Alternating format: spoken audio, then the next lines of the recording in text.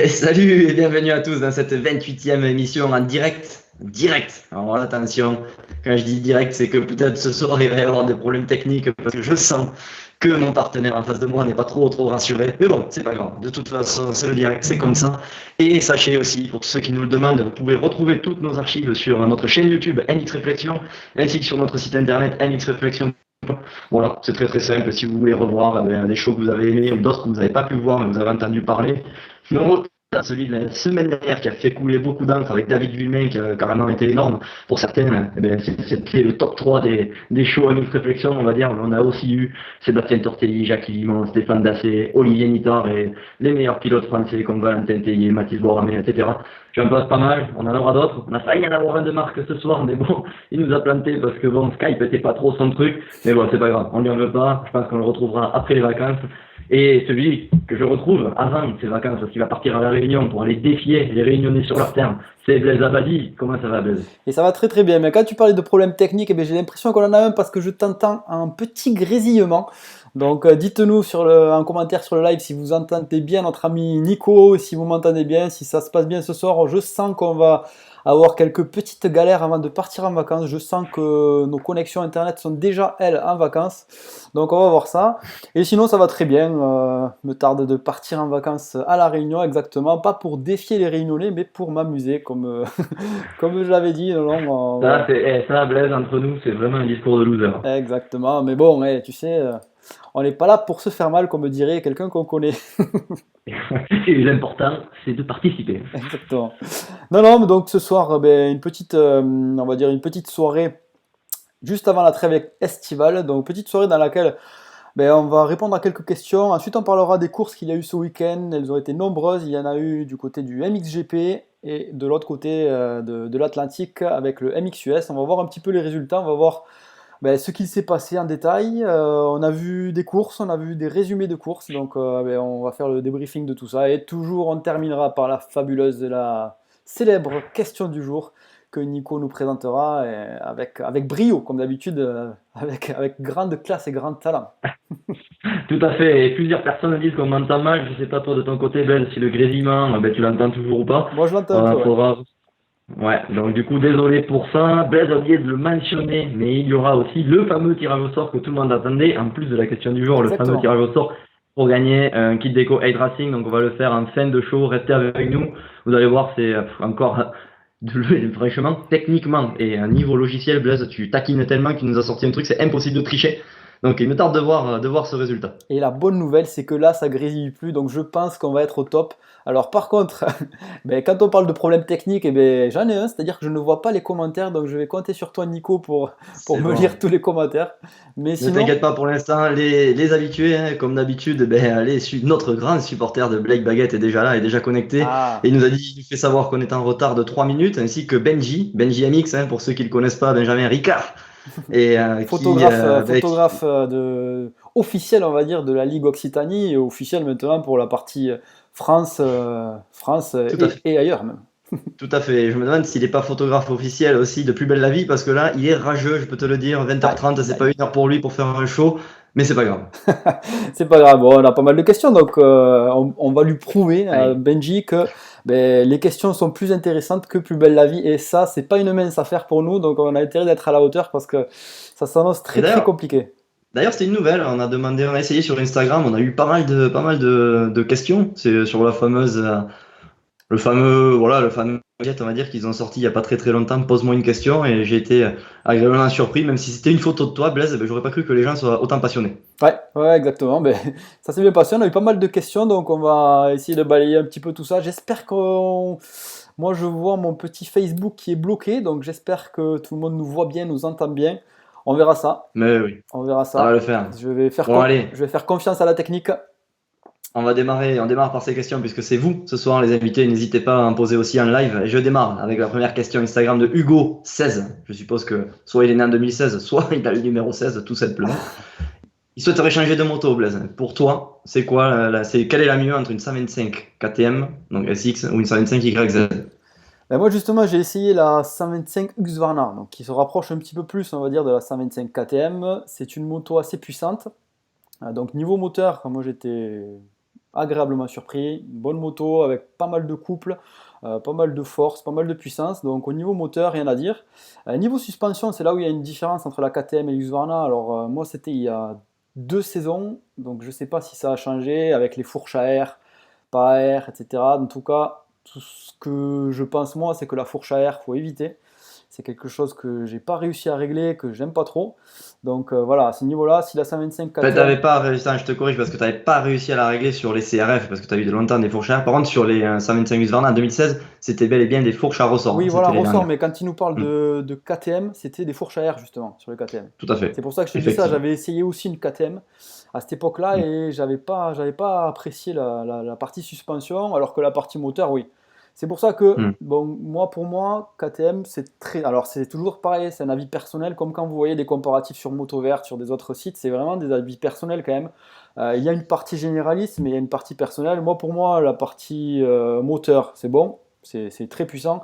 Partie suspension, voilà, il faut soit l'adapter, soit pour les pilotes de haut niveau, mettre des suspensions all-ins, ça fait l'affaire.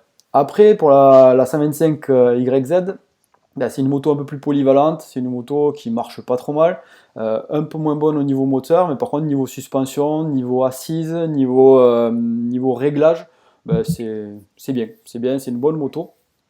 Qu'est-ce qu'on peut dire de plus? Niveau fiabilité. Ouais. Fiabilité, bon, enfin, je sais pas ce que tu en penses, Nico, mais enfin, toi aussi, tu as eu une 125 Husqvarna. Ouais, mais on a eu la même année, hein, tous les deux, c'était en Exactement. 2016. Moi, bon, elle a cassé au bout de 14 heures. Elle venait de fêter sa 14e heure et j'ai cassé la boîte comme beaucoup de monde cette année-là. Après, il faut souligner quand même que voilà, KTM et Husqvarna avaient renvoyé des pièces. Alors, ils n'ont pas été très rapides pour ma part parce que bon, ils étaient en rupture de stock. Forcément, j'étais un des derniers à la casser. Et du coup, ça avait été un petit peu compliqué à ce niveau-là. Mais bon, là-dessus, ils ont un service après-vente assez costaud. Voilà, mais derrière, on sait que c'est des machines qui marchent fort, mais derrière, il peut y avoir un peu plus de fragilité. C'est la réputation qu'elles ont. Après, voilà, moi, comme tu l'as dit tout à l'heure, j'ai roulé qu'une seule saison avec ce type de moto. Ouais. Ouais, bon, voilà, d'habitude, bon, on va dire au niveau réputation, KTM, Husqvarna a la réputation de casser un peu plus que les YAM, on va dire. Mais bon, l'un va pas avec l'autre, elle marche mieux, donc peut-être qu'elle casse un peu plus. Si tu veux préparer une 125 Husqvarna, peut-être qu'elle cassera autant qu'une 125 KTM. Donc voilà, c'est difficile à dire. Mais si tu gardes les deux motos d'origine, logiquement, les japonaises ont un peu plus de fiabilité. Alors voilà, peut-être que certains me contrediront. Et n'hésitez pas surtout en commentaire à me contredire si je fais erreur. Parce que moi, enfin, autant toi que moi, Nico, on les a eu qu'une seule Hmm, saison, les hmm. Husqvarna. Donc bon, voilà, on peut Oui, c'est pas. difficile d'avoir un retour d'expérience sur une saison. Et on a Exactement. Bobby Lapointe qui nous demande, au niveau des occasions, quel choix tu ferais justement? Et justement, moi, je partirais plutôt sur une YAM. Une YAM, pourquoi? Ben, justement parce qu'au niveau fiabilité, elles ont un peu plus une bonne réputation, on va dire. Et voilà, on prend un peu moins de risques à ce niveau-là. On sait qu'il y a, enfin, moi j'en connais quand même pas mal qui ont cassé avec les KTM. Alors je dis pas que toutes les KTM cassent, loin de là, hein. Mais je dis juste que Oui, après, c'est d'occasion, toujours subjectif aussi. Ça ouais, dépend exactement. de l'entretien qui est fait derrière, tout Ça ça. dépend de l'entretien, ça dépend du pilote, s'il la matraque, ça dépend s'il roule sous la boue ou plutôt dans des bonnes conditions. Ça dépend de pas mal de facteurs, mais personnellement, moi j'opterais plus d'occasion pour une 125e. Je sais pas toi, Nico. Ouais, pareil, je dirais la même chose, pour les mêmes raisons. Ouais, pour les mêmes raisons, pour la partie fiabilité. Ouais, Voilà. exactement. Mais après, voilà, je suis au niveau du pilotage, je préfère quand même la KT ou la Husqvarna, pas de doute là-dessus. Ouais, ouais, moi aussi. Pour le niveau performance aussi, c'est clair. C'est clair et net.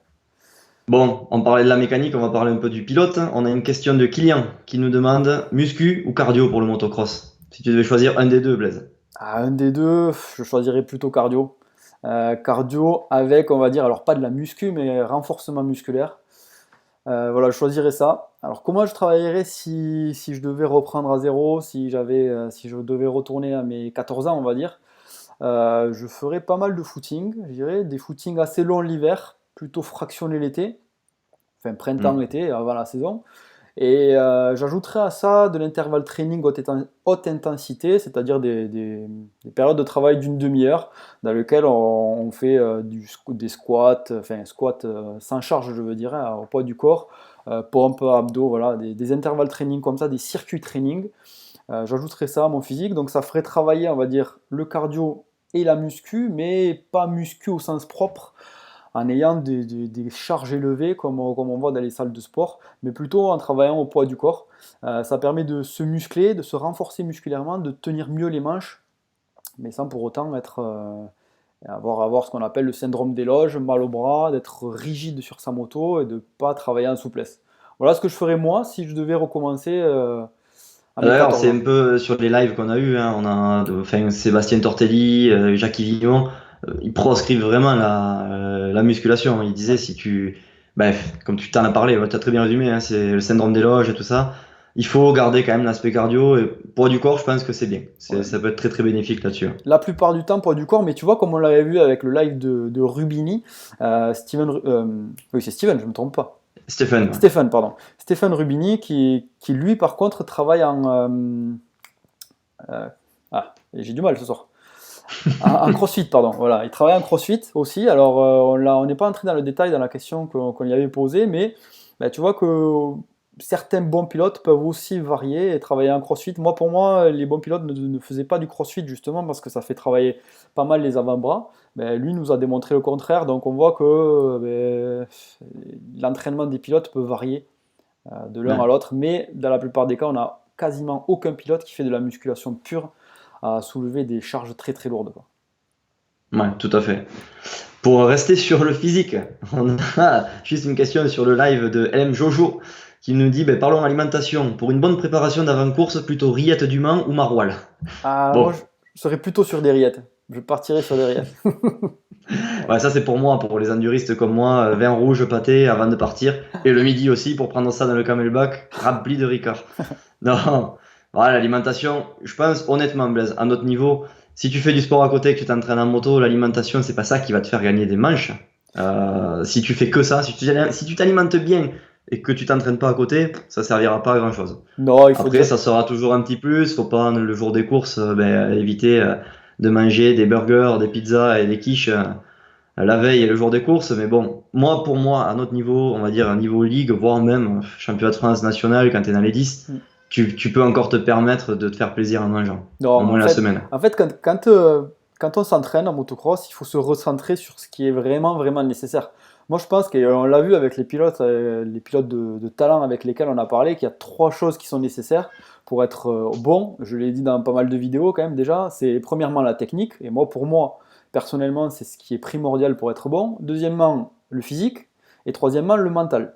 On va dire que l'alimentation, ça peut entrer dans le physique, dans la préparation physique, mais c'est Ouais. quelque chose qui est secondaire. Donc, bon, comme tu l'as dit et comme tu l'as très bien dit, Nico, le jour de la course, faire attention à ce qu'on mange, ok. Après, si on a des problèmes de poids, si on a, par exemple, si on est faim, très très faim, on a des difficultés à prendre du poids, pourquoi pas travailler sur son alimentation. Si on a tendance à prendre du poids, à être assez rondelé, ben, pourquoi pas aussi faire attention à son alimentation pour être meilleur et être un peu meilleur physiquement. Mais sinon, si on n'a pas de gros soucis là-dessus, bon, c'est secondaire, hein. On peut s'en passer pour être bon. Après, c'est le jour des courses, par contre. Jour des courses, veille de course, faut faire attention. C'est clair que si on commence à prendre un burger au McDo le samedi soir, là, non. Là, ça, on le sent le Ah, lendemain. c'est pas très compatible. Bon, du coup, Exactement. une question de Johan sur Instagram qu'on a eu. Vas-y. Vélo ou course à pied pour le motocross? Alors, ben vas-y, toi qui es un Bah, marathonien en forme, vas-y. c'est ça, exactement. Non, mais les deux sont bons pour le motocross. Si tu peux faire les deux, c'est bien. Après, c'est toujours pareil. C'est une question de temps. Ça dépend si tu travailles ou pas. Pour moi, la course à pied, c'est un des meilleurs amis du motocross parce que ça prend très très peu de temps d'aller courir. Tu peux faire de bonnes séances en 1 heure, voire 1 heure et quart, douche et étirement compris. Donc voilà, moi c'est quelque chose que je préconise. Après, attention à la course à pied, ça a ses petits défauts, c'est qu'on a tendance à développer des tendinites.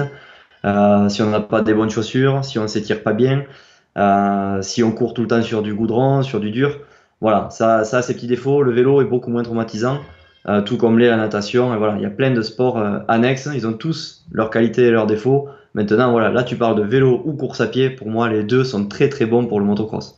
Ouais, moi j'ajouterais à ça, comme on l'a dit aussi, ben pareil dans d'autres lives, c'est surtout se faire plaisir, c'est-à-dire qu'on va faire du sport à côté de la moto, vraiment pour la moto.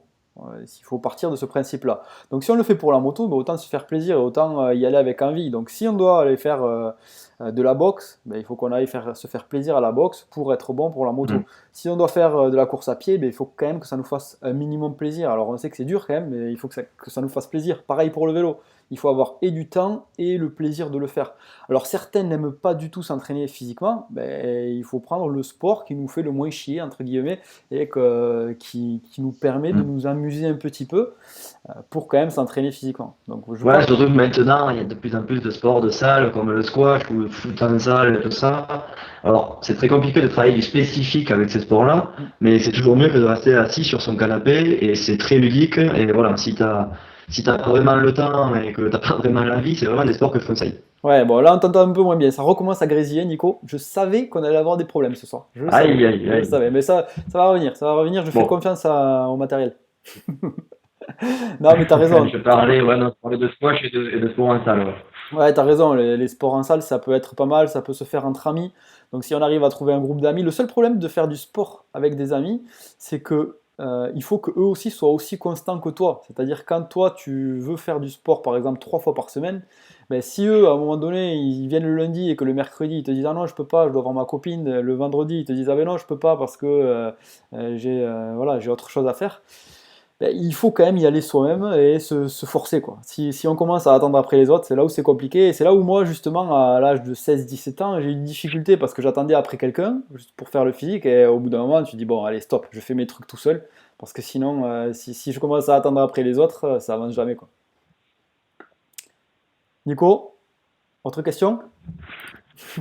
Ouais, c'est bon, ça coupe juste. Ouais, et du coup, une autre question, juste pour rebondir un petit peu sur l'alimentation, on a Bobby Lapointe, qui est très, très calé en médecine, apparemment, mais bon, c'est juste parce que c'est un petit malin, il y a une copine qui est médecin. Ah, Et elle lui dit que les glucides lents, c'est très important, genre les pâtes, ouais. et on a LM Jojo qui nous demande si c'est bon plutôt la veille, plutôt pendant, plutôt après. T'en penses quoi, toi? Est-ce que tu es calé là-dessus déjà? Alors, moi j'avais demandé justement à un médecin du sport qui m'avait dit que tout ça, tout ce qui était glucides lents, ça mettait plusieurs jours, 1, 2 jours à arriver dans les muscles. Alors voilà, à prendre ou à laisser, parce qu'il y a beaucoup d'avis différents, et à mon avis, il y a beaucoup d'écoles là-dessus. Donc moi, il m'avait dit de prendre ça le vendredi soir pâtes, et le jour, enfin et la veille, par exemple samedi soir, plutôt prendre des protéines, donc poulet, viande blanche, des choses comme ça. Donc voilà ce qu'il m'avait dit. Moi, par contre, ben, je le fais pas, je le faisais pas. Moi, même le jour même, je prenais du riz, soit riz en salade, des choses comme ça, s'il fait chaud. Attends, Blaise, je tiens juste à préciser que tu n'aimes que le riz, les pâtes ou les frites. Oui, Il y a ça qui joue beaucoup aussi. aussi, ça joue beaucoup. C'est vrai que c'est vrai que ça joue énormément le fait que j'aime quasiment que ça. Donc ça me dérange pas de manger pas de poulet, tu vois, vu que c'est ce que je fais le reste de la semaine. Tu ne seras pas dépaysé à la réunion avec le riz poulet, Ah, impeccable. exactement. Non, voilà. On Donc, a vas-y. Florian juste en live là qui nous demande quelle préparation physique faut-il la veille d'une course. Donc moi, j'aurais tendance à répondre à la veille d'une course. Il faut pas te le cramer, il faut pas aller faire un footing d'1 heure ou voilà, enfin tout ce qu'on a dit avant, un squash ou aller faire une session de 2 heures de vélo ou même de la muscu. Il faut quand même rester frais le jour de la course. Par contre, ce qui peut être bien le samedi avant une course, c'est de se faire d'habituer son cœur à monter un petit peu, faire des fractionnés très très courts, des lignes droites. Voilà, pour se remuer les jambes et faire tourner un petit peu tes muscles. Je sais pas ce que ça me passe, toi, Blaise. Alors, c'est franchement, très franchement, moi je l'ai eu fait. Ouais. Euh, Ça m'a jamais apporté grand chose, mais c'est toujours pareil, hein. C'est quand on fait un bon résultat qu'on se dit, ah ben ça, je vais le faire tout le temps, quoi. Ouais, moi je pense que le physique, ça se travaille bien avant la course, hein. Quand on veut être prêt Même des au. mois avant, je pense que c'est vraiment des mois avant. Au final, c'est là Ouais. que le gros du boulot est fait. Après, c'est du peaufinage et de l'entretien. Ouais, exactement. Quand on veut être prêt on va dire au 1er mai, il faut se préparer au 1er février, quoi. Tu vois, février, mars. À mon avis, il faut 3 mois de préparation avant la première course pour être prêt physiquement. Alors bien sûr, il y a des blessures, bien sûr, il y a des aléas, il y a des moments où on peut pas se préparer 3 mois avant. Ben, dans ces cas-là, il faut faire avec, mais surtout pas essayer de se faire un footing à bloc le vendredi soir, quand on a une course le dimanche, pour se dire ah, je vais être prêt, je vais vraiment rattraper le temps perdu. Non, physiquement, le temps perdu, il est perdu. C'est-à-dire que si on veut être prêt le dimanche, ben c'est pas le vendredi soir ou le samedi soir qu'on va se préparer. Ça va être la semaine d'après qu'on sera prêt en faisant petit à petit, lundi, mardi, mercredi, en se reposant la fin de semaine. Mais voilà, à mon avis, c'est plutôt comme ça. Il ne faut pas se prendre la tête avec le physique, c'est surtout la technique. Et quand on n'est pas bon physiquement, il faut faire attention parce que c'est aussi la technique qui joue. C'est peut-être qu'on est trop tendu sur sa moto, c'est peut-être qu'on n'a pas le bon pilotage, qu'on est trop haché, qu'on a des choses à travailler, qu'on pilote pas assez avec les jambes, trop avec le haut du corps. Et ça y fait énormément. Donc physiquement, attention, il y a aussi la technique qui joue, hein. Ouais, parce qu'on l'a pas mentionné, mais le physique c'est très très bien, faire des sports annexes, mais rien ne remplace le physique de la moto. Ouais. C'est-à-dire que il vaut mieux rouler tous les dimanches plutôt que de rouler un dimanche par mois et faire du physique à côté. Ça, c'est clair et net. Et aussi, juste, je voulais revenir, enfin, rester sur ça, sur cette partie physique, parce que je vois pas mal de pilotes qui voient les vidéos d'Aldon Baker, de Musquin, tout ça, qui font, on va dire, du vélo. Alors, tu vas m'arrêter, toi, Nico, si je me trompe ou si tu n'es pas d'accord avec moi, mais Mhm. on voit pas mal ces pilotes-là, comme Marvin Musquin, Blake Baggett, d'autres pilotes qui font des très très grosses sorties en vélo pour s'entraîner physiquement pour la moto. Moi, j'ai envie de dire que si on est au niveau ligue, vu qu'on fait beaucoup moins de moto qu'eux, ça sert à rien de Mhm. faire des grosses sorties vélo pour se Tout à dire ben, fait. je vais faire comme eux, je vais faire le même physique qu'eux. Pourquoi c'est pas pareil? Parce que eux, ils vont faire une sortie de vélo le matin, l'après-midi, ils vont rouler. Donc ils vont aussi travailler physiquement sur leur moto. Alors que si nous, on fait 4 sorties de vélo dans la semaine et qu'on roule que le dimanche, ben, on n'aura pas du tout le même entraînement physique qu'eux. Tu vois ce que Oui, je veux dire? carrément. Puis j'ai l'impression que les gens, en fait, en voyant ces vidéos, ils prennent le vélo, ils se disent, ouais, il faut que je fasse du vélo parce que ça leur plaît, c'est ludique le vélo, c'est ce qui leur dit le plus. Mais attention, Marvin Musquin, il fait pas que du vélo, hein. Il fait aussi ben, du crossfit à côté. L'après-midi, comme tu l'as dit, ben, il va faire de la moto, il va faire du fractionné sur la moto. Enfin, c'est pas que le vélo qui rend Marvin Musquin très très fort, quoi. Ouais, ce que je veux dire par là, c'est qu'il faut, niveau physique, à mon avis, il ne faut pas calquer notre entraînement, notre propre entraînement, sur l'entraînement des pilotes pro. À la limite, la partie technique, oui, on peut essayer de faire comme eux, on peut essayer de voir comment ils roulent avec le dos droit, les coudes relevés, des choses comme ça. Mais niveau physique, non, parce qu'on n'a pas le même emploi du temps qu'eux. Nous, quand on va travailler, ou quand on va en cours, ou quand on va n'importe où, quand on fait notre vie, ben, eux, ils sont sur la moto en train de s'entraîner, donc c'est pas tout à fait pareil quand même. Il faut faire attention à ça. Il ne faut pas se calquer, à mon avis, niveau physique, à des pilotes pro. Ouais, tout à fait. Tant qu'on est là-dessus, Blaise, ça parlait de RPM. Il y a quelques commentaires là où on parlait de RPM. Toi, c'est quelque chose que tu as essayé, moi aussi. Bon, ça, clairement, la veille d'une course, il faut éviter. Ouais. C'est très très bon pour faire monter le cœur, par contre. Ouais, le RPM, moi, j'affectionnais énormément. Alors, quand j'étais dans une salle, justement, aux alentours de Toulouse, qui Si tu peux propose. expliquer juste, parce que c'est vrai que je voulais l'expliquer, mais vas-y, Ah, je te laisse te lancer. allez, le RPM, donc, du coup, c'est, on va dire, dans une petite salle ou une grande salle, on a une dizaine, une quinzaine, une vingtaine de vélos. Et juste en face de nous, il y a un coach avec un vélo lui aussi. Et c'est entre une demi-heure et 45 minutes. Et il y a une série de musique. Et le coach nous pousse à bloc à donner le maximum de nous-mêmes sur un vélo. Donc c'est très très très bon à mon avis hein, pour le motocross parce que ça fait monter le cœur très très haut, c'est un intervalle training donc ça permet de récupérer sur certaines chansons et de se donner à bloc sur d'autres.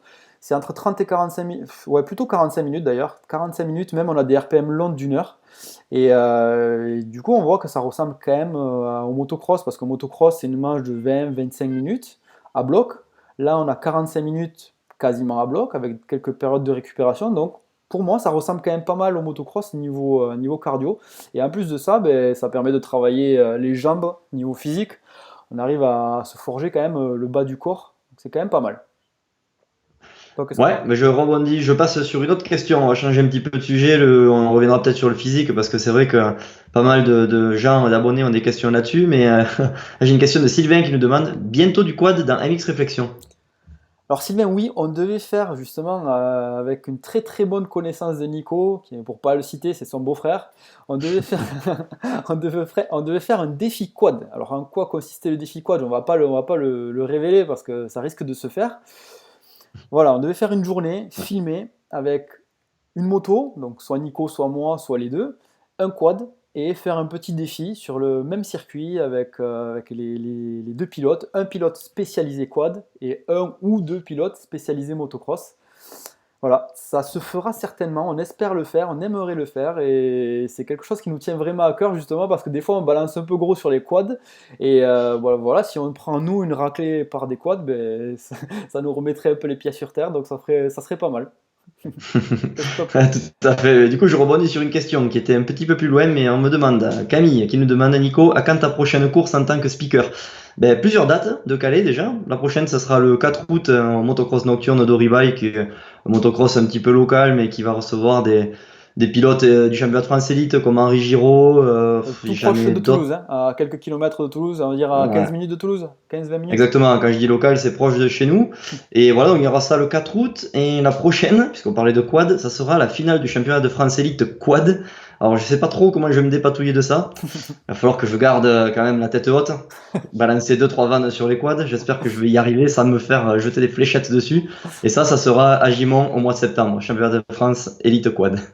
Bon, parfait, là on va pouvoir entendre du Nicolas Bombin au speaker. Là, attention, vous allez avoir les oreilles qui vont siffler. Bon, je te fais confiance Nico pour les Euh, questions parce que toujours pareil, moi je vois pas vos questions sur le live, donc ben, vas-y, Allez, on a, mais tu sur le peux y aller. live, du coup, c'est pas une question, mais c'est un commentaire de Stéphane Botanelli qui nous dit que le problème dans ce sport, c'est que le travail de la technique, donc le roulage, coûte beaucoup plus cher que de travailler le physique. Oui, alors quand nous, c'est vrai qu'on est plein de belles paroles, Ouais. on dit à tout le monde, il vaut mieux faire de la moto, puisque c'est là-dessus que vous allez progresser physiquement en moto. Mais évidemment, quand on roule samedi, dimanche et mercredi pour ceux qui le peuvent, ça coûte très très cher en entretien, puisque ben, les motos, elles prennent des heures, il faut faire des pistons, il faut y mettre de l'essence, il faut faire beaucoup de trajets. Et forcément, une saison, quand tu la prépares comme ça coûte beaucoup plus cher. Ah ouais, tout à fait d'accord. Ben, enfin, je sais pas toi Nico, mais moi je suis le premier pilote et j'ai roulé toute ma vie que le dimanche ou alors au mieux le samedi et dimanche. J'ai jamais roulé autre part, enfin d'autres jours. Le mercredi, j'ai jamais roulé de ma vie le mercredi en semaine. Donc voilà, il faut à mon avis compenser le manque de roulage par la réflexion qu'on a derrière.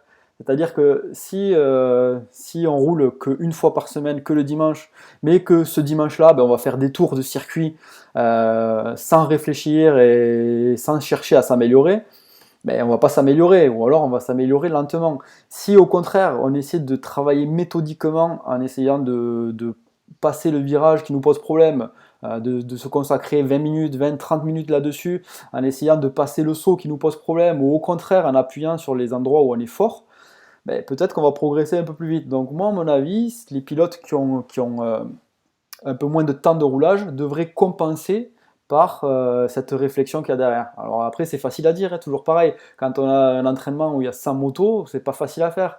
Quand on veut rouler un jour où il pleut et que tous les terrains sont fermés, c'est pas facile à faire, mais ben, il faut le faire. Voilà, faut se débrouiller. Et tout le monde a les mêmes problèmes et il faut faire avec, comme quand on est dans une course, tout le monde a le même circuit. Et voilà, il faut être le meilleur parmi ses adversaires. C'est des belles paroles, c'est facile, c'est difficile à faire, mais il faut le faire, quoi. Très belle réponse. Et on a Bobby Lapointe sur le live, le pauvre Bobby, la semaine dernière. David lui-même parlait tellement que j'ai pas pu lire toutes ses questions. Exactement, et Donc puis il lui, revient à la charge. lui on a pensé à lui pour les résultats de Blake Baguette ce week-end, on va en Eh parler oui, après, mais au pied du podium, le pauvre baguette, oui. Bobby est en déprime. Bon, on en parlera tout à l'heure. Bon, vu qu'on digresse un peu, que pensez-vous du fait qu'on nous mette du freestyle entre les manches lors des courses? Ne devrait-on pas mettre davantage en lumière les pilotes cross? Alors t'en penses quoi toi Blaise de ça? Parce que le motocross ça reste quand même un show. On a pu voir qu'il y avait justement une démonstration freestyle à Gimont lors du motocross international nocturne. En même temps que voilà, un vrai motocross quand même, puisque c'était vraiment axé Ouais, là-dessus pendant des années. Je pense il y avait eu du freestyle il y a peut-être 15 ans à Gimont, ouais, mais il y a un c'était pas moment. revenu depuis. Et voilà, ben là il y a eu deux ou trois démos de freestyle entre les manches. Tu en penses quoi toi de ça? Moi, personnellement, je suis pas contre. Moi, je pense que la moto, que ça soit nocturne ou un dimanche après-midi, il faut que ça reste un show. Il faut que, comme on le disait la semaine dernière avec David Villemain, il faut que les gens qui ne connaissent rien à la moto aient envie de venir.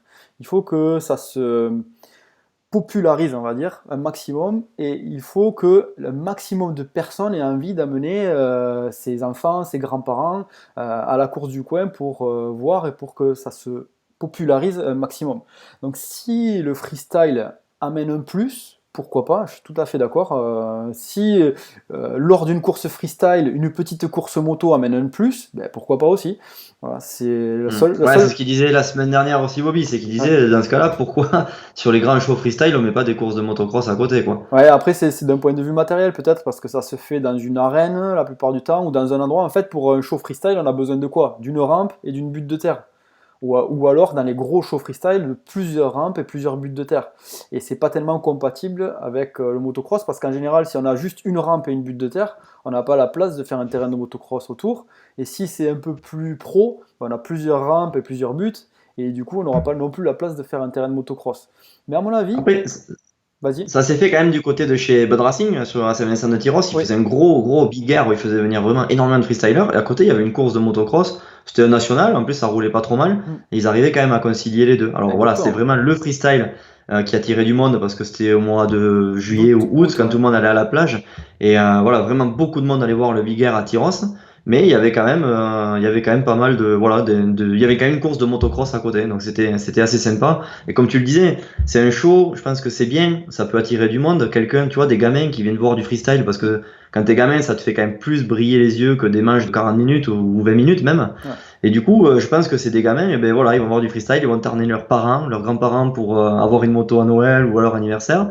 Et c'est des gars ben, qui vont peut-être dériver vers le motocross, même si au départ, ils étaient passionnés par le freestyle. Je pense que ça peut marcher, et de toute façon, plus on communique autour des deux roues de la moto, alors pas des quads, hein. Je vous le redis, pas des quads. Mais la moto, oui. Ça peut avoir du bon. Les quads, oui, je suis tout à fait d'accord, mais un autre jour que le motocross. Ou un autre jour sur notre circuit, à la limite. Ou dans l'agriculture, dans un autre domaine. Voilà. Non, non, quand on fera le défi quad, on fera peut-être moins les malins. C'est clair.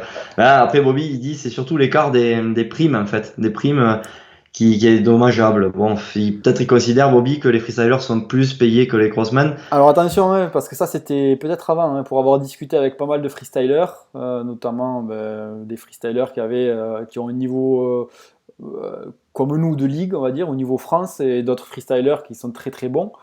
Ça a tendance à baisser aussi chez eux. Les contests se font un peu plus rares, les primes se font aussi plus rares, il y a pas mal de concurrence qui joue. Donc faites attention à ça parce que les primes d'il y a 10 ans ne sont plus du tout les mêmes des primes qu'il y a maintenant. Donc voilà, attention à Ouais, ça. Rémi Bizoire, c'est vrai qu'il Ouais, avait dit, il avait investi dans beaucoup de rampes, des ouais, quarter pipes et tout ça. Bon, il a dû en revendre la moitié parce qu'il s'est aperçu qu'il y avait beaucoup moins de dates pour lui cette année. ouais.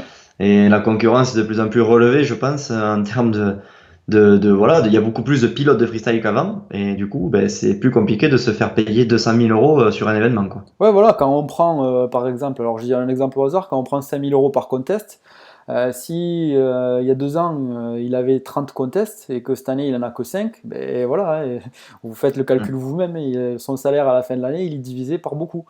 Donc voilà, ben c'est le problème qui se pose aussi en freestyle. Dans tous les sports mécaniques et dans tous les sports en général, ça se pose. Mais bon, voilà, comme je disais, si on veut qu'un jour que le motocross gagne en popularité, à mon avis, il faut que les courses deviennent un show un peu plus cadré, un peu plus professionnel. Bon, on le voit dans certains événements, dans certaines courses, mais moins une fête de village avec une moto, quoi. Voilà, c'est à mon avis. Je Ouais. ne sais pas ce que tu en penses, toi, Nico, et du coup, toi, tu as intérêt d'être bon au micro pour animer ça, parce que sinon je vais te renvoyer la première pierre, hein, je te le dis. C'est marrant que tu parles de ça, mais j'allais rebondir là-dessus. Tu vois, on parle de moi, j'adore quand on parle de moi. Ouh là là, ça me Ça, fait des guillis dans le je ventre. le sais, ça. Il y a Sylvain qui me dit grand bravo à toi, Nico, pour avoir mis le feu lors du FMX à Gimont. Alors, j'ai mis le feu, mais la flamme, elle s'est vite éteinte parce que j'ai pété ma voix, étant donné que la sono était plutôt portée sur le circuit de motocross et pas du tout vers le freestyle. Donc voilà, c'est quelque chose qu'ils vont améliorer l'année prochaine, j'en suis sûr. Mais cette année, j'ai hurlé dans le micro et j'ai eu du mal pour finir la soirée. Ouais. Mais du coup, on a Romain Borne, le speaker le plus connu de France maintenant. Voilà, ça fait partie de la nouvelle génération des speakers. Et on lui fait un petit coucou, Romain. Il est venu nous voir à Gimont et il me demande, moi, pour ma première au micro, où est-ce que je me suis senti à l'aise et le moins à l'aise. Et toi, Blaise, quel a été ton ressenti sur ma prestation? Allez, je te laisse démarrer, Blaise. Allez, honneur à celui qui écoute. Ben, moi, j'ai roulé, hein. Donc déjà pendant que je roulais, je t'écoutais pas trop. Quand j'étais dans le parc avant et après la match, c'est pareil, on n'entendait pas trop de là où on était. Mais pour le peu que je t'ai écouté, ben, franchement, je trouve que tu t'en es très très bien sorti. Alors c'est pas parce que on est collègues et parce qu'on se connaît. Franchement, si t'avais été pas bon, je te l'aurais dit. Oui, Ça ouais, c'est je clair. pense que tu m'aurais pas loupé, ouais. Et je t'aurais Un pas petit peu comme loupé. moi, je t'ai pas loupé quand tu as été voir le concert de Beyoncé, Voilà, par exemple. exactement. Bon, ça, on en reviendra plus tard, hein, ça, mais pas, pas maintenant peut-être. Et- Non, et du coup, ouais, je t'aurais pas loupé, je pense, mais là, franchement, t'as été bon, pour une fois, on va le dire, du coup.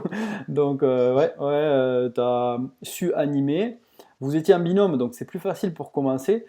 Mais le fait que tu étais en binôme, moi je pensais que tu allais te faire un peu étouffer par quelqu'un qui avait beaucoup de bouteilles, qui a beaucoup de voix, et en fait, non, pas du tout. Tu as bien commenté, tu as su apporter une analyse différente qui est l'analyse d'un pilote, vraiment, avec Mm. des détails pour les personnes qui n'y connaissent rien, en détaillant un peu plus, pour ceux qui y connaissent, en voyant des trajectoires, des choses comme ça. Donc j'ai trouvé très très positif. Ouais, après moi, mon ressenti de l'intérieur, bon, sur les courses, honnêtement, c'est là que j'étais le plus à l'aise, hein, pour répondre à la question de Romain. C'est facile en étant ancien pilote, c'est très très facile. On voit des choses, des fois des petits déclics qui peuvent être intéressants pour le public à voir, ou commenter aussi les temps chrono quand on voit un pilote qui est dans une remontée. J'étais plutôt à l'aise là-dessus. Après, ce qui est difficile en tant que speaker, quand on n'est pas habitué, ben, c'est vraiment le chef d'orchestre, en fait, hein, le speaker, sur une épreuve moto. C'est-à-dire que ben, pendant les transitions, il faut envoyer les gens à la buvette, il faut parler au commissaire, au directeur de course, voilà, il faut organiser tout ça, arrêter les pilotes à la fin de la manche.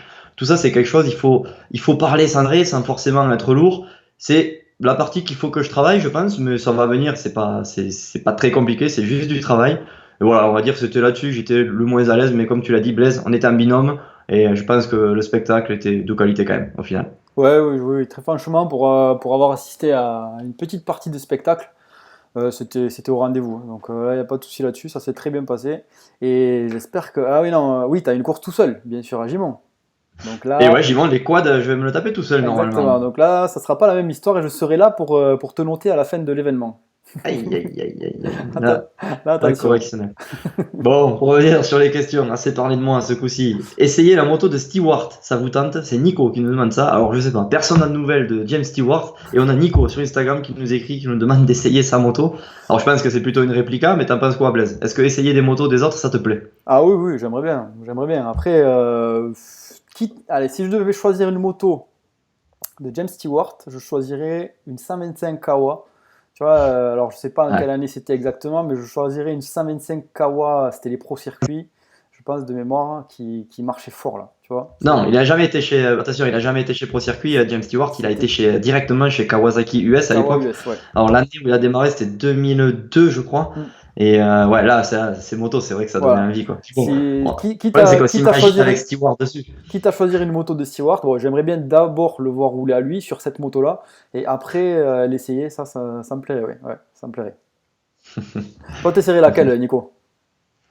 Euh, Très franchement, je te rappelle, on en avait parlé, hein, Ouais, quand on a eu la chance d'aller chez Ryan Villopoto et on se disait, ouais. on était vaccinés Honda quand même tous les deux, on a eu beaucoup de Honda, on avait à l'époque des 2,5 CRF et on se disait quand on était à Southwick et même chez Villopoto, la moto qu'on voudrait essayer, ça serait la 2,5 KXF, hein, de Blake Baguette quand il était chez Pro Circuit, quoi. Là, Ouais, ça faisait exactement. vraiment, vraiment rêver, ça avait l'air de marcher très très fort dans le sable.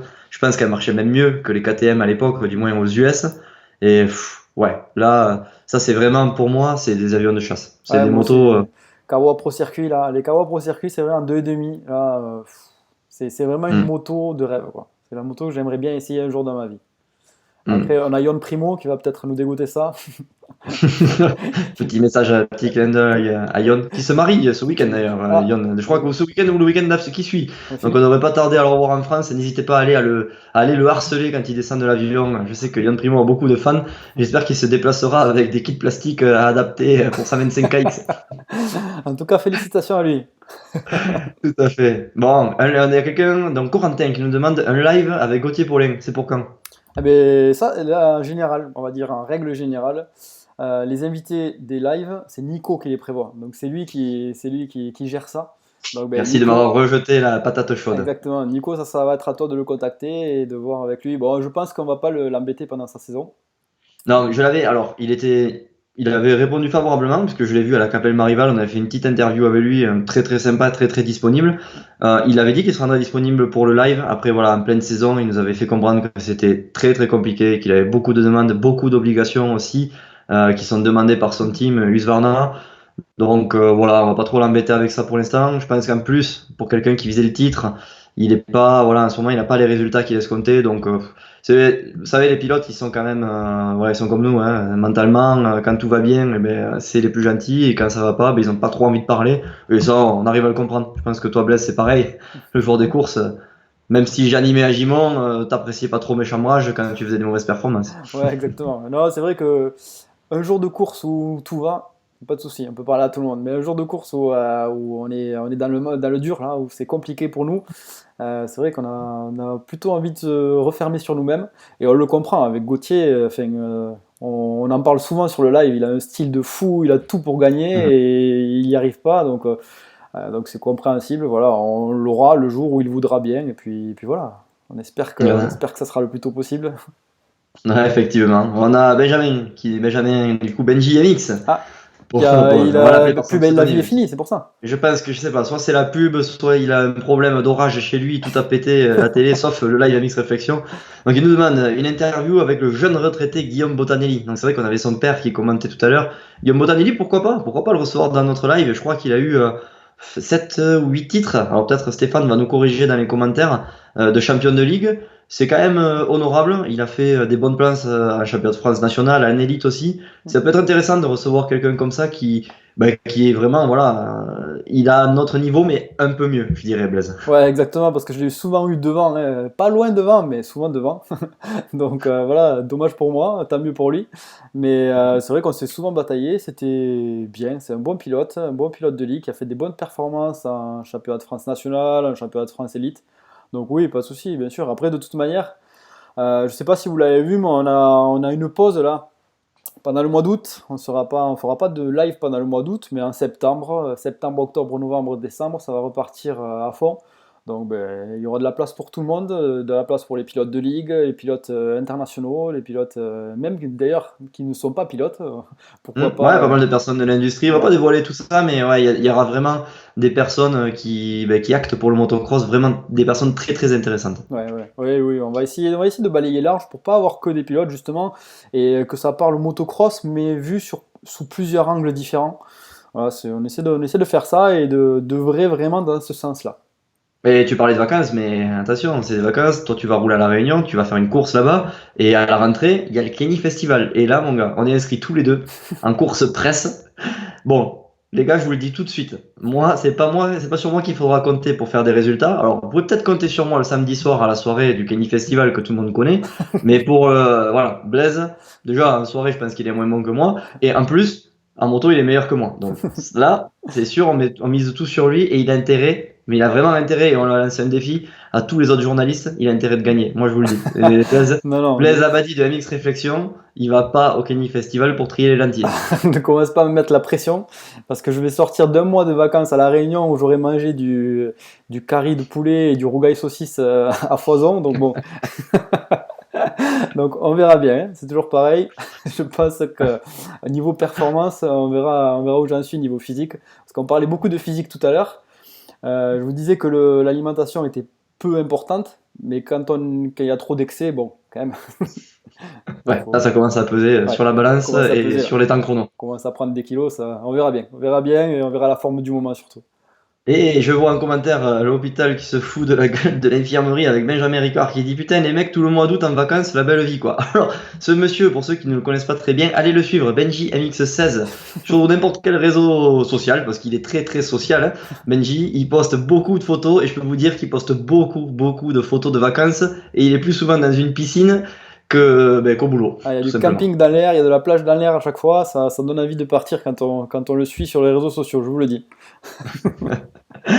Bon, Blaise, parce qu'on a encore du boulot, il faut qu'on commente un petit peu le motocross, les pros, on a assez parlé de nous, Allez, des pilotes locaux, on après, va mais parler un petit peu justement, des pendant qu'on compétitions. commente, si vous avez des questions, d'autres questions qui vous viennent, toujours pareil, sur MX Réflexion, sur Nico, n'hésitez pas aussi à booster Nico à faire une course d'enduro quand même, parce qu'à un moment donné, il va falloir qu'il. C'est bien beau de s'entraîner, mais il va falloir qu'il participe à une course, qu'il affronte des adversaires. Donc n'hésitez pas surtout à le booster, à lui indiquer les courses intéressantes en enduro, de manière qu'il sorte de sa zone de confort, ça lui fera pas trop de mal. Ouais. Allez, je relèverai pas, j'ai envie d'aller directement aux États-Unis en t'entendant parler. Le motocross US a été à Millville ce week-end. Millville, qui sont les terres de Jérémy et Alex Martin, puisque leur papa tient le circuit et leur maison, de là où ils ont grandi, est basée sur le circuit. Bon, Blaise, si on commence par les 2,5, justement, Alex Martin, un petit peu décevant chez lui, non? Ouais, décevant, pas. Enfin, je sais pas, hein, mais toi, si tu devais rouler sur ton circuit favori, est-ce que tu penses que tu serais pas meilleur que tes adversaires? Sur le circuit sur lequel, enfin, on va dire que tu connais par cœur, est-ce que tu penses que tu serais pas meilleur quand même? ou meilleur que toi-même sur d'autres circuits, on va dire. Ouais, si. Moi, ça marchait. Carrément, les circuits, j'avais beaucoup roulé l'hiver ou les circuits de mon enfance. J'ai toujours été beaucoup plus rapide, je pense, ou en tout cas, j'ai fait de meilleures performances que sur d'autres circuits. Je sais pas si y a un lien de cause à effet, mais je pense que oui. Après, pour Alex Martin, c'est peut-être un petit peu différent. Le circuit a beaucoup évolué par rapport à quand il était gamin. Il s'entraîne jamais là-bas. Il est basé en Floride maintenant. C'est pas à côté du Minnesota. Donc, ouais, à leur niveau, je pense que c'est beaucoup plus compliqué, même s'il y a quand même l'aspect mental qui joue, parce qu'il y a toute sa famille, tous ses amis qui sont là. Il a peut-être pu se relaxer la semaine avant en étant là-bas. Mais encore même pas. Je dis ça, mais en plus, je suis au courant. Il l'a pas fait. Il est resté en Floride. Il a été au dernier moment. Donc, voilà, pour moi, il n'y a pas eu tant d'effets que ça Ouais. positifs. Et la preuve, c'est qu'il a fait une première manche pas terrible. Ouais, bon, j'ai été déçu justement et étonné même, hein. Je m'attendais à le voir beaucoup mieux que ça. Je m'attendais à le voir devant, chez lui, sur un circuit qu'il connaît par cœur. Il a fait son enfance là-dessus. Enfin, il a roulé son enfance là-dessus. Donc, bon, c'est bizarre, mais voilà. Après, pas étonnant de voir Plessinger devant parce que là, il avait vraiment, comme tu l'as dit et comme tu l'as redit les lives précédents, ben, il est sur sa lancée de champion. Et là, il a fait Hmm. vraiment une course de champion, hein. Il a remis les pendules à l'heure. On voyait que le terrain était vraiment, vraiment défoncé. Et dans les descentes, il n'avait pas peur. Il mettait tout ce qu'il avait. Ouais, c'était vraiment impressionnant. Et même dans les montées, je sais pas si tu as vu, mais il faisait le triple à montée tous les tours. Ouais, et pourtant, il est Il lourd, hein. passait au-dessus. Ouais, il est lourd. Il faisait, je crois qu'il fait ouais, presque 10 kilos de plus qu'un mec comme Alex Martin. Alex Mm. Martin galérait à le prendre. Tout se jouait dans le virage en bas où Plessinger allait défoncer carrément l'appui externe Mm. et il était lancé pour la montée. Donc, ouais, non, franchement, une course de champion, faire 1-1 dans ces conditions-là chez son adversaire à 5 courses de la fin de la saison où maintenant il ne reste plus que 4 je crois. Là, ça va faire mal au mental à tout le monde. Ouais, ouais, et puis en plus, il a pris pas mal de points d'avance au championnat. Donc là, à mon avis, difficile d'aller le contrer. Même s'il fait une mauvaise course la semaine prochaine, voilà, au pire, Mm. on va dire, il rattrape, enfin, les autres rattraperont le retard qu'ils lui ont mis ce week-end. Mais voilà, pour aller le passer à la fin du championnat, à mon avis, ça semble compliqué pour les autres, surtout pour Alex Martin. Si on parle un peu de Dylan Ferrandis, Complètement. parle-nous un petit peu de Bah, Dylan décevant Ferrandis. aussi, hein. Ouais. Décevant. Bon, après, on n'a pas trop vu à l'écran. Malheureusement, j'ai pas trop pu voir ce qui s'était passé. Mm. Mais ouais, c'est dommage. Il était sur une bonne lancée lui aussi. Et bon, voilà, ça peut arriver, hein, un passage à vide. Et je sais pas si ça te l'a déjà fait, toi, Blaise. Mais en revenant de blessure, souvent, moi, ça m'est arrivé. Tu reviens, les premières fois que tu roules, pouah, tu te dis, mais en fait, c'est nickel. J'ai presque pas perdu. Et tu te sens super à l'aise sur ta moto. Physiquement, c'est un petit peu dur, évidemment, parce que tu tiens pas les manches. Mais tu es tellement excité à l'idée de rerouler que tu roules bien. Et au bout de 2, 3 entraînements, ben, tu commences à rechuter, tu commences à faire rechuter, disons, physiquement, tu commences à avoir un peu plus de mal techniquement. Je sais pas, moi, ça me l'a fait plusieurs fois. Je sais pas si tu penses que c'est quelque chose qui peut arriver à Dylan Ferrandis à son niveau. Je sais pas, après ça fait longtemps qu'il a repris quand même, hein, Dylan Ferrandis. Après, Mm. peut-être que nous, on théorise un peu trop les manches, alors qu'il y a des week-ends avec, des week-ends sans. Là, pour lui, c'était un week-end sans. Peut-être qu'il se sentait pas bien sur ce circuit. Voilà, il y a plein de paramètres qui font que un week-end ça va aller, un autre non. Exactement comme nous, hein, à part que nous, peut-être le niveau est moins homogène. Donc du coup, si une manche on fait 2, la manche, la course suivante on fera peut-être 4 si on n'est pas bien.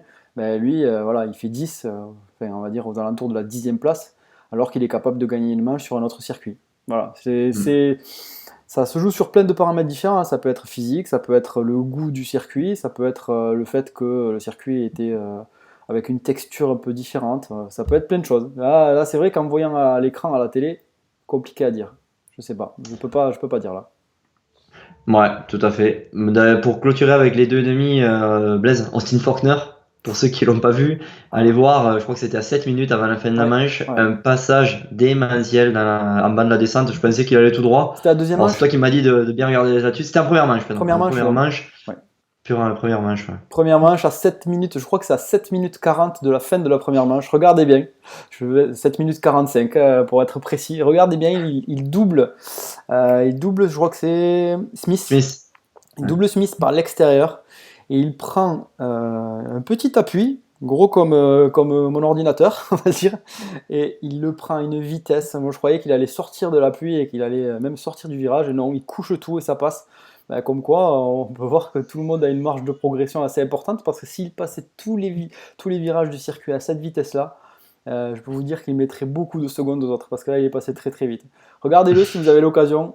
À 7 minutes 40 de la fin de la première manche, moi, ça m'a impressionné. Voilà, moi, franchement, j'ai cru qu'il sortait quand j'ai regardé la manche. Tout à fait. Bon, des passages comme ça, il peut pas les faire toute la manche, hein, là, Non, clairement. non, non, mais là, bon, peut-être qu'il a eu le cœur qui est monté assez haut quand même parce qu'à mon avis, voilà, il faut être serein pour faire ça.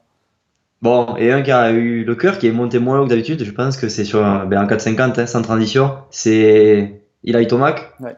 Alors, on était limite déçu qu'il double pas comme un âne d'entrée en début de manche et tout ça. J'ai l'impression qu'il a été patient. Alors, est-ce que c'était une fausse impression? Est-ce que c'était calculé ou pas? Je sais pas. Mais en tout cas, il a mis du temps à doubler Ken Roxen en première manche. Et en deuxième manche, ben, il est allé chercher Marvin dans les derniers tours. Donc, bon, c'est un petit peu embêtant pour nous, supporters de Marvin, en tant que bon français, très chauvin. Mais là, ouais, il n'y a rien à dire. 1-1 pour Eli Tomac. Ouais, comme on disait, on en parlait un petit peu, hein, on disait que Tomac, soit il donnait tout, soit il se mettait au tas.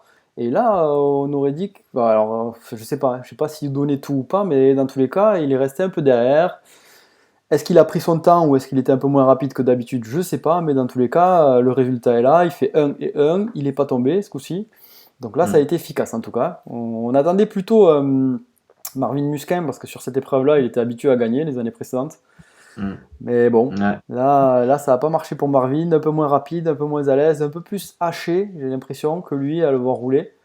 Bon, après, Ouais. il y a des jours avec, des jours sans, comme on l'a dit. J'espère qu'il se rattrapera le week-end prochain. Le problème de Marvin, c'est que quand il se loupe, il va pas faire 2 et 2, quoi. Le problème en Hmm. ce moment, enfin sur cette course, voilà, il aurait peut-être dû Ouais, puis faire t'as vu, 2 et 2. il a une première manche, hein, notamment, hein, il a un petit peu, on dirait, paniqué, il est tombé, ce qui a permis à Baguette, pour Bobby, il a fait, c'est sûr, Baguette, il a fait podium en première manche. Ouais. Donc voilà, c'est, normalement, Marvin, dans ces conditions-là, il doit pas faire derrière un Baguette, quoi. Non, non. Derrière Roxen, à la rigueur, voilà, c'était la course de l'année pour lui, je pense, Roxen. Il revient en tout cas très très en forme, il fait 2 et 3 de mémoire. Ouais. Donc voilà, c'est Marvin doit faire 2 et 2 sur une épreuve comme ça, c'est dommage. Mais là, justement, je regardais Marvin, là, cette manche-là, il était en train de remonter sur Thomas et Roxen.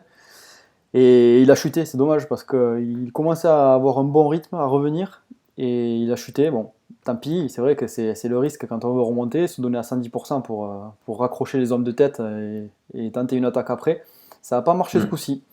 Dommage, voilà, Après, c'est pas grave, hein. c'est Il l'effet a de que 7 course, hein, points de c'est pas retard grave. maintenant sur Tomac, c'est pas Voilà. grave. Les prochaines épreuves, je pense que moi je miserais une pièce à Yunadila et à Washugal, comme le disait David Vulmel la semaine dernière sur Marvin. Hmm. Maintenant, on verra bien. C'est bien, ça relance le championnat, c'est cool. Ouais, ça relance, c'est surtout de voir Roxen devant, ça fait plaisir quand même, parce que lui, par contre, il est patient, hein, contrairement à Tomac.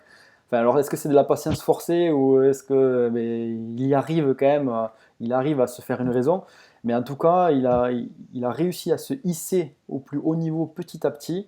Il a réussi, à mon avis, à prendre confiance en lui, à reprendre son physique petit à petit. Et ça, c'est quand même vraiment positif. Et c'est quelque chose nous, enfin, je sais pas toi ce que tu en penses, Nico, mais c'est très dur à faire quand on revient de blessure. On n'a pas envie si on est habitué à terminer quatrième, on n'a pas envie de terminer dixième pour avoir notre quatrième place à la fin du championnat. Je sais pas ce que tu en Mm. penses, on veut de suite récupérer notre niveau coûte que coûte, quoi. Ouais, évidemment. Ça, même après des années, hein, même quand t'as arrêté la moto pendant des années, tu reviens, tu te compares toujours aux gars avec qui tu te battais avant. Ouais, Donc ça, exactement. et c'est pareil chez eux, hein. Ouais, ouais, ouais, à part que lui, j'ai l'impression qu'il a accepté de terminer à 5-6e place en début de saison, ou voilà, de partir devant et de rétrograder petit à petit. Alors, est-ce que Mm. c'est accepté par obligation ou est-ce que il s'en est fait une raison et il s'est dit je vais progresser petit à petit ou pas? Voilà, on ne sait pas, mais en tout cas, le Il résultat est faut là. être à souligner parce qu'il faut être très très fort mentalement pour faire ça, hein. Ouais, C'est ouais. accepter d'être moins bon, de pas être à son niveau pendant quelques courses, c'est très très difficile, hein. C'est très très dur, hein. Et même, tu vois, adapter son entraînement à ça, justement, ça doit être très Mm. compliqué. Adapter son entraînement, entre guillemets, à l'handicap qu'il a au niveau de ses bras, Mm. quoi. Donc, compliqué. Bon, et de l'autre côté de l'Atlantique, Blaise, est-ce que tu as Alors, regardé ce Grand Prix? exactement. Moi, j'ai regardé Celui de plutôt commence. les 2,5, les 4,50. J'ai simplement regardé le résumé. Ouais. On commence par quoi, les 2,5? Allez, deux et demi. Ben, deux et demi, cool aussi, hein. Là aussi, championnat, bon, ça fait un petit moment qu'on le suit, mais ça y est, l'Espagnol a enfin la plaque rouge. Ouais, exactement, ça fait plaisir. Et on l'a vu pas à l'aise en première manche, pas à l'aise d'ailleurs aussi au qualif, hein. Au qualif, de mémoire, il fait assez loin. Alors, je ne me rappelle plus de la place exacte, mais il était assez loin. Première manche, pareil. Il a Covington qui était un peu plus rapide que lui, c'est pas affolé. et il arrive quand même à passer en tête du championnat, à reprendre des points Covington et même d'avance. Vlanderen, hein, Van Vlanderen qui der est Ren allé aussi, ouais. chercher ouais. Exactement. Donc, Van der Ren, par contre, en forme ce week-end-là. On l'avait Ouais. rarement vu autant en forme que ça. Surtout Ouais, sur. il est dans les mêmes blocs passés Jonas, c'est Ouais. tout. Enfin, voilà, il a voulu montrer que sur cette épreuve, il était à l'aise, c'était lui le patron à Phuket. Ouais, exactement. Exactement. Il a voulu prouver. Ah, C'est bon? Tu m'entends? c'est bon, excuse-moi, je voyais un blanc. Ouais, il a voulu prouver qu'il était là et qu'il fallait compter sur lui aussi. Et c'est positif parce qu'on a pas mal de pilotes là qui essaient de se détacher. On a lui, justement, Van der Ren, et après on a l'Armada Husqvarna avec Covington, avec Olsen. Ces pilotes-là essaient de. Jacobi aussi. Jacobi, mais Jacobi, bon en début de manche, mais par contre il faiblit un petit peu en fin de manche. On le voit un peu plus loin quand même, hein. Donc Ouais. lui, c'est le spécialiste des départs, des très très bons départs. Il part devant et après il rétrograde un petit peu, mais le fait de partir devant, déjà, il arrive à accrocher la vitesse des hommes de tête et il progressera, à mon avis. Moi, je mise une pièce sur lui pour plus tard. Tu vois, je sais pas quel âge il a, ce pilote-là, mais je pense que plus tard, il va progresser Mm. petit à petit et il sera bon. Ah, c'est toujours bon de partir devant et de suivre le rythme des meilleurs, ça c'est clair. Ouais, ouais. Ouais, après Covington, mais qui revient en force, qui a gagné la qualif du samedi, je crois, il me semble bien, qui gagne une manche le dimanche. Donc bien, c'est bien ça. C'est Mm. pas mal. Allez, du coup on va balayer les 4,50 Blaise, hein, je suis désolé, mais comme on a pas mal de monde qui attend avec impatience la question du jour comme d'habitude, mais aussi le fameux tirage au sort pour gagner une kit déco, ah là tu les as les types, là ils nous Ah là regardent juste. oui, là il y a du monde là. Du coup, en 4,50, Erlings, Imperial, une fois de plus, hein, double victoire. Il fait mal encore au moral à Keroli qui lui a tout donné pour faire 2-2. Et Keroli, bon, malheureusement, blessé, hein, sa blessure au pouce, c'est un petit peu compliqué. Il pensait que c'était uniquement les ligaments, un petit peu étirés, mais finalement, ils ont découvert qu'il y avait des fractures de métacarpe, si je me trompe pas, au niveau de la main. Donc voilà, Erlings qui dit à tout le monde qu'il n'est pas encore à 100%, qu'il n'est pas encore revenu au niveau qu'il avait avant de se blesser à la clavicule. Donc là, ça fait très très mal au moral. Je sais pas Oui. ce que tu en penses. Ah oui, exactement. Mal au moral parce que là, Erlings, alors peut-être qu'il n'est pas à 100%, mais il doit être quand même, on va dire, à 90-95% parce qu'il va très très vite. Il est très très bon quelles que soient les conditions, que ce soit sablonneux, que ce soit dur, peu importe la texture, les sauts du circuit, n'importe quoi, il sera bon.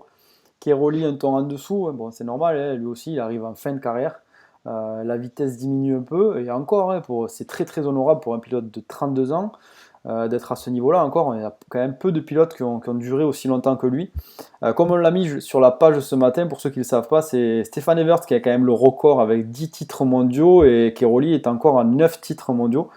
Donc voilà, et lui, peut-être qu'il espérait avoir un dixième pour égaler le record de Stéphane Evers, mais malheureusement, il a Erlings sur son passage, et ça risque d'être un peu compliqué pour lui d'atteindre ce dixième titre mondial.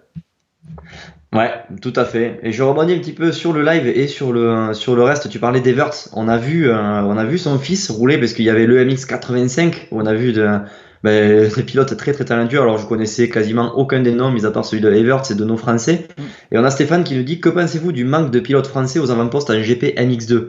Alors si on fait le parallèle avec le 85, ben, c'est un petit peu pareil, hein. J'ai l'impression que la relève, on risque d'avoir un petit trou. On en a parlé déjà au live précédent.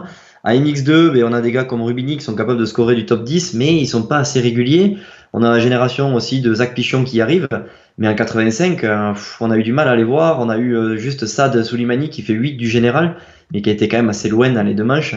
Je sais pas ce que tu en penses, Blaise. Est-ce que c'est un problème de notre fédération? Est-ce que voilà, il faut pas tout simplement pas leur jeter la pierre? Est-ce qu'ils font des choses bien, mais c'est que ben, on n'a pas de chance, on n'a pas de talent en France? Toi, Ouais. pour toi, ça vient d'où? Après, on a aussi quand même Maxime Renault qui a bien scoré ce week-end, qui a bien roulé. Oui. Donc ça, il faut le souligner quand Oui, même, hein. top 10, Bon, top 10 c'est énorme. En plus, il fait top 10 en partant bien, mais en ouais, première manche, il a fait un top 10 en partant mal. ouais, Donc voilà, exactement, en c'est quelqu'un qui remontant. confirme que c'est un gars qui doit être dans le top 10 en MX2. Oui, Et voilà. c'est très très honorable, hein. Top 10 en mondial. Si tu passes peut-être pas beaucoup à la télé, mais t'es une putain de machine de guerre quand même. Ah ouais, top 10 en mondial, il faut le faire, il faut vraiment le faire, il faut être très très bon. Après, c'est vrai qu'on n'a pas de pilote aux avant-postes, on n'a pas de Prado, on n'a pas de pilote comme ça.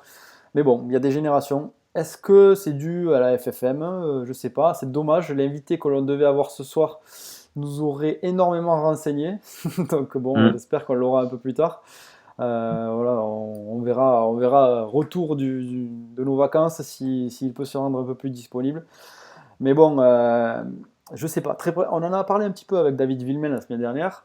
On trouve, certains trouvent qu'il y a plus d'aide dans d'autres pays. D'autres trouvent que, comme Adrien Lopez par exemple, qu'il y a dans les pays de l'Est des pilotes qui ont beaucoup plus les dents longues et l'envie de réussir.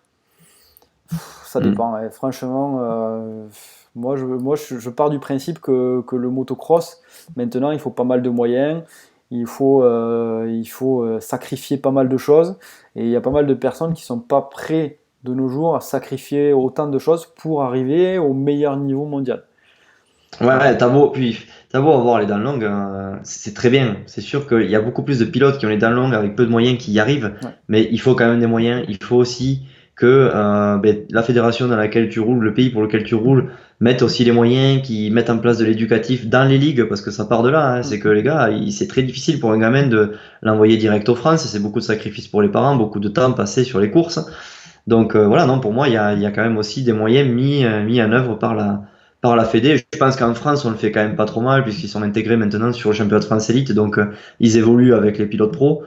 C'est sur les mêmes pistes en plus, ils sont quand même assez suivis par des moniteurs de la Fédé. Bon voilà, il y a quand même des moyens qui sont mis en place, on va voir si ça paye dans quelques années. Alors voilà, mais les moyens, moi je parlais de ces moyens-là, oui, c'est bien. Oui, Mais après il y a les moyens financiers, voilà, quand les tu moyens parles, financiers, proprement en dit, fait, moi ce que matériel. je veux te dire, enfin ce que je veux dire à tout le monde, c'est que quand on veut être pilote pro, il faut pas oublier qu'il y a une part de risque énorme. C'est-à-dire que soit on y arrive, et soit on n'y arrive pas, et là, qu'est-ce qu'on fait? C'est-à-dire que si on a tout sacrifié, si on n'a pas été à l'école, si on ne sait rien faire de nos mains, comme le disait très justement David Villemin, lui il nous disait vraiment, je sais faire que de la moto. C'est-à-dire qu'en dehors de la moto, je suis nul. Il nous l'a dit clairement. Et voilà, quand on arrive à 25 ans, qu'on a gagné un petit peu d'argent, mais pas assez pour vivre jusqu'à 30, ben, qu'est-ce qu'on fait? Certains disent ben, on va faire des métiers manuels. Mais c'est bien beau, mais les métiers manuels, il faut quand même Ça être doué de s'apprend. ses mains, ça s'apprend. Il faut savoir le faire. Voilà, chaque métier, il y a quand même un minimum de savoir-faire. Et donc si tu sais rien faire, mais c'est compliqué. Et voilà, c'est vrai que le fait d'être pilote pro aujourd'hui, de tout sacrifier pour devenir pilote pro, moi je le conseillerais pas. Je le conseillerais pas parce qu'on n'est pas dans le foot, on n'est pas dans le rugby, ou même quand on est en Ligue 2 ou en Pro D2, ben, on arrive à avoir un salaire régulier, un salaire classique, on va dire. Non, là en Hmm. moto, t'as rien. T'as rien quand tu n'y arrives pas. Rien du tout. Bon, on a Romain Borne, du coup, qui est notre speaker favori, qui nous dit quand même que la relève est là en 85, le petit Maxime Gros va encore bien progresser. Et il nous pose une question, il nous demande si on a entendu parler de la jeune pilote Bud Racing, Daniela Garcia. Je sais pas si tu l'as déjà vu rouler, moi j'ai eu l'occasion de l'avoir roulé en Romagné. Elle roule avec les garçons, elle est jeune, et c'est vrai qu'elle est assez impressionnante. J'ai rarement vu des jeunes filles rouler aussi vite. Donc pourquoi pas. Après, physiquement, on l'a toujours vu, dans tous les sports c'est comme ça. Ça risque d'être compliqué pour elle de se battre, du moins au physique, ça va être compliqué. Après, comme on l'a dit la semaine dernière avec David Villemin, c'est pas en faisant du tomac qu'on va battre tomac. C'est peut-être en incluant voilà, une partie technique beaucoup Raffiné. plus efficace. Ouais, voilà, donc pourquoi pas voir une fille aux avant-postes en élite, on sait jamais. Hein. Ouais, moi je l'ai jamais vu rouler, donc je peux pas parler d'elle. Après, c'est vrai que ça serait bien. Moi, ça me plairait de voir une fille. Alors, être devant en élite, mais je suis pas du tout macho ni quoi que ce soit, mais je l'imagine mal parce qu'on a vu que la meilleure féminine, Livia Lansolo, niveau élite, elle était très loin d'être devant. On va pas se le cacher. On peut Mm. dire que c'était quoi, à 10 secondes de la première place. Si Mm. elle est meilleure, peut-être qu'elle sera à 7, 8 secondes de la première place, mais il y a quand même aussi une question physique. J'aimerais vraiment qu'il y ait une fille dans le top 5 élite, mais je l'imagine mal. Alors j'aimerais me tromper, mais bon, on verra et l'avenir nous le dira. Nico? On verra bien. Allez, Blaise. Déjà, t'as vu, on parle plus que quand on a des invités. D'habitude, on remet la faute sur le Exactement. dos des invités. Mais là, ça y est, on n'a plus le choix. Il est l'heure, vous l'attendiez tous, Aïe, aïe, aïe. de la question du jour, Aïe, aïe, aïe. présentée par CBO. Ça CBO. frétille. Voilà, vous les voyez sur mon t-shirt, mais il présente aussi la question du jour. Ça frétille Et là. Ah, avec Elite Racing, Blaise, il en peut plus. Blaise, il a les écouteurs qui vont s'arracher tellement il ah. a les oreilles en feu et qui frétille. Il veut l'entendre, cette question du jour. Et c'est lui qui nous l'a concoctée. Elle me fait bien plaisir. Ça me fait bien plaisir de la lire. Je la découvre en même temps que vous. Cette fameuse question du jour, pendant ses vacances pour progresser, vaut-il mieux s'entraîner physiquement, hors moto, ou techniquement? Bon, on en a pas mal Blaise. parlé. On a pas mal parlé de ça, hein, mais Ouais. Justement, à ton avis, Nico, est-ce que toi, j'ai du mal à le dire ça. Bon, Ouais, mon compte double au Scrabble, ça. est-ce que tu préférerais t'entraîner physiquement, donc footing, vélo, pourquoi pas muscu, pourquoi pas intervalle training, ou alors plutôt Alors, techniquement au niveau moto? Parce que vu que tu es en ça, vacances, on va dire que tu n'as pas la contrainte d'aller travailler. Donc, qu'est-ce que tu préférerais toi? ouais, tout à fait. Après, c'est une question d'envie aussi. Moi, je suis pas en pleine saison de motocross. Je sais que souvent, quand même, quand on arrive au mois de juillet, août, on est un petit peu canné. On a eu souvent beaucoup de courses au mois de mai, juin, juillet. Quand on arrive au mois d'août, la moto, ça nous sort un petit peu par les yeux. On a plus envie d'aller à la plage avec ses copains. Et je pense que ça, c'est important. Il faut savoir décompresser aussi. Bon, après, il y a aller à la plage et faire des soirées pendant une semaine ou 2 semaines. Là, ça devient beaucoup plus compliqué. Et je pense qu'il faut intégrer du physique, faire au moins quelques footings et garder la forme. Il faut se maintenir tout en se faisant plaisir sur du ludique, des choses comme ça.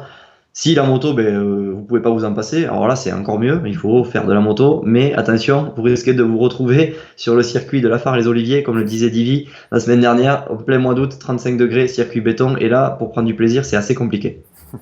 Ouais, mais je suis assez d'accord avec toi. C'est-à-dire que je pense qu'à un moment donné, il y a un temps pour tout. Alors, il y a pas mal de courses nocturnes l'été. Ça, c'est pas mal parce que ça permet de rouler dans des conditions un petit peu meilleures que à 35 degrés à 14 heures. Donc, pourquoi pas faire pas mal de courses nocturnes, essayer de progresser sur ces courses-là. Après, prendre une semaine, 2 semaines, décompresser, faire autre chose, s'entretenir physiquement avec des footings, avec des intervalles training, avec autre chose pour garder un petit peu la forme. Mais c'est toujours pareil, tout dépend de l'objectif que l'on se fixe. Si on fait un championnat qui dure de mars à début juillet, ben là on est en fin de championnat, donc pourquoi pas décompresser. Si on a un championnat qui dure de mai jusqu'à début octobre, ben là on est en pleine saison. Donc voilà, à voir, à voir s'il nous reste beaucoup de courses en septembre ou pas. Mais dans tous les cas, s'entretenir physiquement, ça fait jamais de mal, hein, même si on est en fin de saison. Ça a jamais fait de mal à personne. Tout à fait. Et ce qui ne fera de mal à personne, c'est d'aller visiter 8-racing.com, puisque on va procéder au tirage au sort. Blaise, je vais te laisser inclure cette petite fenêtre. Je sais pas comment tu vas fonctionner. Je sens que tu vas me faire une surprise et que la loi du direct va frapper. Aussi bien, on va décaler ce fameux tirage au sort Tu à le la fin du vois, mois d'août, si là tu le jamais vois on dans a mes yeux. loupé. Tu vois dans mes yeux que je suis pas si serein que ça au niveau technologie. Ouais, je vois ça, mais bon, je vais te laisser glisser avec tes petits doigts pour sortir ce fameux lapin du chapeau. On va voir comment tu vas procéder. Et non, mais iRacing, pour leur faire un petit coucou, super, ils ont une page Facebook. Alors, ils ont recréé une nouvelle page Facebook récemment. N'hésitez pas à aller liker, aller voir les créations qu'ils font. Ils mettent à jour tous les jours au quotidien. On a des nouvelles publications, des nouvelles décos qui sortent. Et pour vous dire si leurs produits sont de qualité, c'est que dans ce jeu concours, on a eu pas mal de leurs concurrents qui ont joué. Alors ça, c'est assez exceptionnel. Je ne m'y attendais pas. Tout ça pour gagner un kit déco semi-perso. Donc voilà, il y a même la concurrence qui joue à nos petits jeux MX Réflexion, CBO et 8 Racing. Donc c'est cool, ça fait plaisir. On voit que c'est du bon boulot et on va voir qui sera le regagnant dans quelques instants. Ouais, exactement, pour vous expliquer un petit peu le jeu concours, ben, comment ça s'est passé, c'est 8 Racing qui nous a proposé, on va dire, ou on l'a sollicité pour faire gagner un kit déco à nos abonnés. Donc comment on a procédé? On a fait une page sur laquelle il fallait juste s'inscrire avec prénom, adresse mail, et aussi sur une course sur laquelle on était présente au Supercross de l'Isaac, ben, on a laissé à disposition des feuilles pour s'inscrire et pour gagner justement ce kit déco offert par 8 Racing. Et donc là, il y a comme d'habitude, alors je vous l'affiche à l'écran si ça veut bien marcher. Et ça veut bien marcher, c'est au-dessus de ma tête, vous le voyez peut-être pas, ou je vous le dirai, bon, c'est pas très très grand.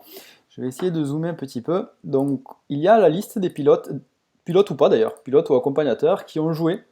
On a Ou concurrent, ou même concurrents, concurrent. exactement, ou concurrents. Bobby Lapointe nous dit à juste titre que c'est pour l'espionnage industriel. Je pense qu'au niveau de la moto, on en est là. Oui, peut-être, bon, c'est pas grave. C'est pas grave, c'est de bonne guerre, hein, nous on n'est pas, tu sais, tant pis. Donc comme Bon, d'habitude, j'explique un petit peu comment tu vas nous procéder, Blaise. Tu nous sors un tableau Excel avec une fonction random, si je me trompe pas. exactement, une fonction qui s'appelle aléa entre bornes. Je mets entre 2 et 97 justement parce que la ligne 1 est prise par nom-prénom, tout bêtement. Donc on arrive jusqu'à 97, donc c'était pas mal parce que ceux qui ont joué avaient une chance sur 96, si mes calculs sont exacts, de gagner un kit déco. Donc c'est plutôt pas mal. Et du coup, quand j'appuie sur Entrée, il y a... On est sur à plus de 1% de chance, si tu veux encore faire des calculs. Exactement, si on parle en pourcentage, donc assez parlé. Je vais appuyer sur Entrée et le numéro qui sortira, alors soit je vais vous donner nom et prénom, soit je vais vous donner simplement les prénoms, tout simplement parce que certains se sont inscrits avec les feuilles, donc on a nom, prénom, et d'autres se sont inscrits sur Internet avec simplement le prénom. Allez, Je pense que Blaise, tu as saoulé tout le monde est parti manger, regarder Plus belle la vie. Là, exactement. Assez bavardé, j'appuie sur Entrée et l'heureux gagnant va voir son prénom s'afficher. Si ça veut bien marcher. Et c'est parti, donc c'est le 92 et c'est Mathieu Grimal qui a gagné un kit déco semi-perso de la part de Hate Racing. Donc, félicitations, Mathieu Mathieu. Grimal, félicitations. Si vous le connaissez, vous pouvez le prévenir. Nous, on lui enverra un mail et c'est pour ça qu'on a pris les adresses mail justement pour prévenir le gagnant par mail. On donnera ça à Hate Racing. Donc, comme on l'a dit, n'hésitez pas. Je vais enlever la feuille Excel par-dessus. Voilà, vous me revoyez. Et Racing qui n'a pas le droit de partir en congé à cause de nous, il va devoir faire un kit déco. Exactement. Pour Monsieur Grimal, il a l'intérêt à rester au mois d'août, mais je pense qu'ils seront là, ne vous inquiétez pas. Il y a pas mal de kits déco à remplacer justement pour la rentrée en septembre. Voilà, donc n'hésitez pas à aller voir ce qu'ils font justement sur le site internet, ça peut peut-être vous intéresser. Et félicitations encore à Mathieu Grimal qui a gagné un kit déco semi-perso de la part de Hate Racing. Bon, super, Blaise. Super. Écoute, moi j'ai envie de te souhaiter d'excellentes vacances et je mise vraiment beaucoup d'argent sur toi à la Réunion pour aller battre les Réunionnais chez eux, un petit peu comme Jean-Michel Bayle l'a fait en allant battre les Américains chez eux. Et bien toi, à ton niveau, je compte évidemment sur toi et surtout tu nous reviens en forme pour le Kenny Festival, puisque comme je te l'ai dit, là aussi, je compte beaucoup sur toi. Ouais, non, on va pas trop s'emballer parce que si je m'emballe un peu trop et que je me blesse là-bas, je pense qu'il y a quelqu'un qui va très très mal le prendre et je pense que je vais avoir... tu vois ce que je veux dire, quoi. Ça va bouder à la maison, quoi. Ouais, je pense que tu vas devoir te taper 10 conserves de Beyoncé d'affilée pour rattraper ça. Exactement, 10 ou 10 x 12. Exactement. Donc, bon. En tout on cas, se retrouve fin août. Fin août, on se retrouve live avec un invité ce coup-ci, un invité de marque. Je pense qu'on a une bonne liste là qui arrive pour la rentrée, on va dire, scolaire 2017-2018. Ouais. Et du coup, on se retrouve fin août. Fin août pour un prochain live. N'hésitez pas à rester connecté sur la page MX Réflexion. Il y a un essai, alors pas un essai, mais il y a une vidéo de la 125 CR 2007 de Sylvain Bidard qui arrive aussi. Donc ça sera une très courte vidéo, un petit roulage avec lui. Donc voilà, ça peut plaire à certains, le bruit du deux temps, entendre un petit peu une 125 Honda et de revoir une 125 Honda qui craque fort. Ça peut plaire, donc restez connectés. C'est ça, pas mal d'essais, d'autres essais aussi qui plaisent moins au crossman, mais c'est l'essai d'une veste d'enduro de la part de chez Kenny. Donc du coup, ça c'est vraiment quelque chose, j'aurais jamais cru qu'on me ferait mettre ça. Puis finalement, je me suis aussi rendu compte que c'était indispensable. Donc voilà, vous allez retrouver tous ces essais en vidéo. On va tourner de la vidéo au mois d'août et vous aurez tout ça fin août, voire même courant août pour la 125. Donc ça c'est plutôt cool. Ah, exactement. Bon. Du coup, allez, je vous dis bonnes vacances. Parce qu'on va pas se revoir sur des lives, donc profitez bien. Bonnes vacances à tous. Salut Bobby, j'espère que Baguette va claquer un podium pour Bobby Lapointe et on se retrouve fin août. Salut les gars. Allez, salut. Bye. Ciao.